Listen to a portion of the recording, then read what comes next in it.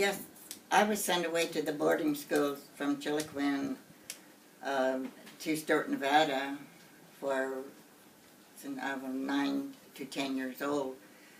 And raised up in the boarding school, we had no visitation with our native people. I saw my aunt out on the swings one time, and I wondered why she was out there so far away from the building. They weren't allowed into the school buildings where us children were lodged. We were lodged there and fed 3 meals a day, but most of the time we were hungry. I know I was a very hungry little girl, and not having any parentage, my mother or father, my uncle was there to visit me one time, but they wouldn't let him come in and see me. They told him I had a fever, and he would do me wrong if he came in and talked with me. So he went away, and I didn't find out until years later that my uncle had been down to Sturt, Nevada to visit me.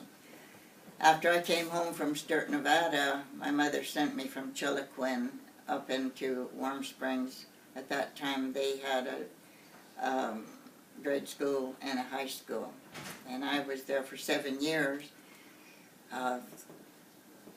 So there was a day school. For the day school, and the children that lived close by, they went home. And I sometimes was the only child left in the school building for 1 solid year. I never was allowed to go out with my family members. And they asked for me, but the matron said no. And what she was doing was taking my culture away from me. The deer hides, the eagle feathers, the beadwork. I lost all of that. I recovered this after I was restored to the kingdom of God. I just took it upon myself that, yes, I can do this. Yes, I will. Yes, I can. I will do this. And my family, they were already dancing and being in the powwow circuit, which is different than walking your daily life in a culture, knowing your heritage, knowing your language, knowing who you are in the spirit.